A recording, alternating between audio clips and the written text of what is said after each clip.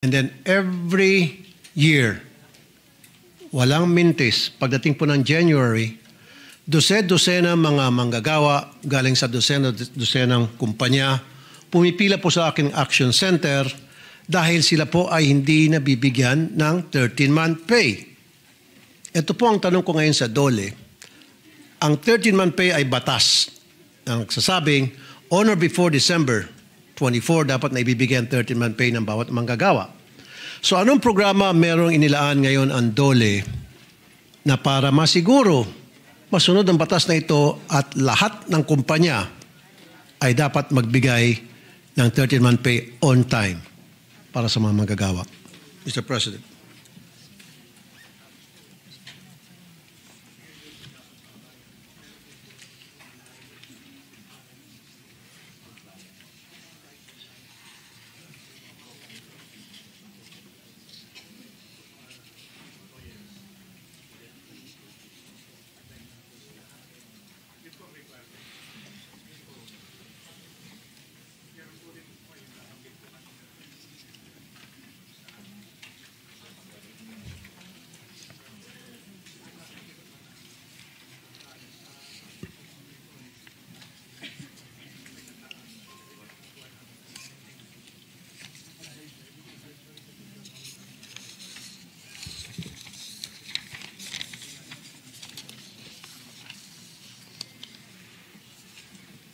Maraming salamat, Senator Raffy, at maraming salamat sa napakahalagang tanong ho ninyo, lalo ng magpapasko na at ito po ay inaasahan po ng ating mga kababayan. So meron ho silang iba't ibang mga aktibidad at programa para masigurado na ang compliance po sa 13-month pay ay ginagawa po ng ating mga kumpanya. So meron silang inspection program, so nag-i-inspect ho sila ng mga kumpanya. Meron rin silang compliance portal or compliance portal na online na ang mga korporasyon ay dapat rin mag-register at ilagay nila doon yung kanilang compliance sa pagbibigay ng 13-month pay. At ang magandang balita, ang compliance rate po ay 99.15%. No? 99? Yes, dapat 100% nga ito, to be honest about it, dahil mandato nga ito ng batas.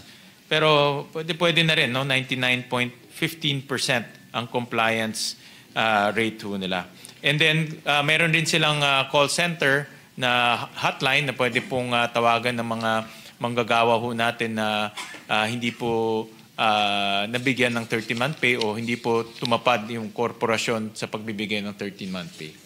You did mention about sa hotline. Nandun nga po ako sa opisina ng DOLE. Yes, nakita ko yung kanilang mga personnel sa hotline at tingin ko kulang yon. Kaya magsasuggest ako madagdagan yung budget ng DOLE para sa mga call centers personnel na sumasagot sa mga hotline. But sinabi mo 99.9%. I don't think so. I don't believe that in a second. 99.15. Ilang negosyo ang inyo pong na-monitor? Kasi nga po, sa aking action center, all over the country from different provinces, cities, municipalities, pumupunta sa akin at nagreklamo yung kanilang kumpanya, hindi po nagbigay ng 13-month pay. Eh kung yung pagmamonitor nga po sa mga kumpanya na hindi nagbibigay ng minimum wage, nagkukulang na sila, kaya nga na-hybrid ako, ito pa kayong 13-month pay.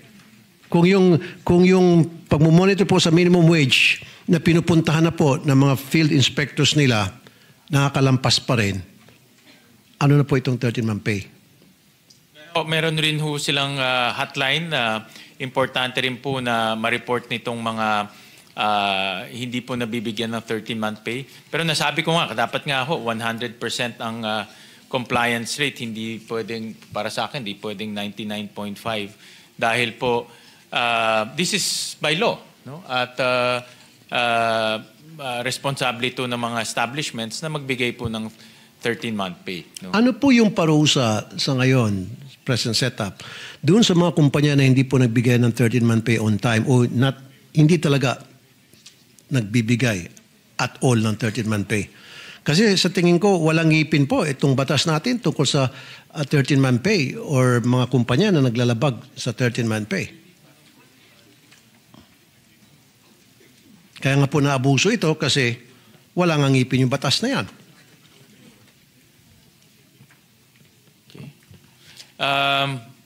Actually, tama ho kayo. Wala pong specific na penalty na pwedeng i-impose sa mga korporasyon at establishments. No? So tingin ko ho, tama ho kayo, kailangan i-amenda yung batas. No? Dahil parang walang penalty, talagang walang ngipin po. Okay, thank tama you. ho kayo. That's a good... That's the reason why I've been talking to my Legis team. Pinag-iisipan namin, pinag-aaralan namin, na yung batas na yung bill na ipapasa ko, hopefully maging batas yun, na mag-i-impose ng fine sa mga kumpanya na hindi nagbigay ng 13-month pay on time through the LGU. Dahil every single year, lahat ng kumpanya kailangan mag-renew ng kanilang business permit. Okay? So bago makapag-renew ang sino mang negosyante ng business permit sa BPLO, kailangan kumuha ng clearance sa DOLE o NLRC. Kapag merong complaint tungkol doon sa 13-month pay na hindi nagbibigay, then i-hold yung BPLO permit until na mabayaran yung 13-month pay plus multa. What do you think of that? Maganda ho yan. In fact, sa Valenzuela ho, meron kaming by ordinance create na office. Ito yung Workers Affairs Office na ito po ang puntahan ng mga kasi marami kaming factories, Your Honor. So, at dinalo ko yun at marami rin marami nagbabiolate. Correct. Tama ko. Iba-ibang tama ko kayo. Samo-samot violation na ron. But at least meron hong ang concept dito, meron ho pa kaming parang maliit na dole sa Valenzuela na pinupuntahan po. At kung meron ho talagang violation, nakakabit rin ho to sa pwede pong i-revoke yung business permit, no, dahil i-report po sa aming business permit office. So meron pong coordination between our office, yung Workers Affairs Office and the Business Permit Office. And by ordinance, pwede pong i-revoke yung kanilang business permit. So tama po yung konsepto nyo, napakaganda po. Dahil at the local level, pwede na pong ma-penalize yung mga establishments by the LGU. So maganda po yung concept. In fact, may proof of concept na, no, on the ground. Thank you, Mr. President. Good sponsor. Now let's move on. I suggested also during the last hearing na magkaroon o magsuot ng body-worn cameras ang lahat ng mga field inspector at sinabi nyo walang budget. So ako po yung magpo-propose. Nandito naman yung ating chairman ng finance. 50 million pesos siguro para sa body-worn cameras. Nang sa ganyan lahat ng field inspector kailangan may suot niyan. Kasi nga po, napapansin ko, pupunta ang isang field inspector sa isang kumpanya, makikipag-usap sa opisina, kausap ang accounting at HR, nakasara ang pinto, hindi man lang sinasama sa pag-uusap ang mga manggagawa. Hindi man lang in-inspect yung working area. Pag uwi po ng DOLE inspector, may dala-dala ng envelope. Bahala na kayo sa inyong isipin kung ano laman ng envelope na medyo makapal-kapal. At yung iba, nagtututpik-tutpik pa, busog na. So kaya with that body-worn camera, I think matitigil siguro yan. Sa palagay nyo, Mr. President. Sa tingin ko, envelope, hindi yung Christmas card. No? In the envelope, sabi ng mga manggagawa mismo eh. Kasi nga po, Mr. President, dapat make it a policy kahit na may body-worn camera, habang wala pang body-worn camera, pag nag-inspect sila, kinakausap po yung mga manggagawa, pinupuntahan po yung working area. Ini-inspect kung meron bang fire escape, kung meron bang fire extinguisher, kung they are wearing proper gear para sa trabaho nila, etc. etc. Ang nangyari kasi, pag may aksidente na, saka pala mag-inspect ang DOLE. Pero before the accident happened, dapat tinitingnan natin kung tama ba, sumusunod ba sa standard na sinet ng DOLE para sa mga magagawa, kung sinusunod yun ng kumpanya. At hindi po ginagawa ng mga field inspector. Pag may nangyari ng disgrasya, saka pala nag-iingay ang DOLE, nagpapapreskon at kami ay magpaparusa o mag-imbestiga, etc. Dapat proactive. Tama ho kayo.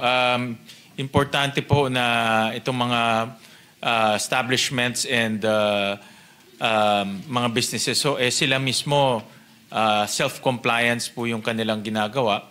At importante rin po yung pagbibigay ng impormasyon dito sa mga establishments para marami rin naman po establishments gustong mag-comply but iba siguro hindi rin alam yung batas. So information campaign, importante rin po.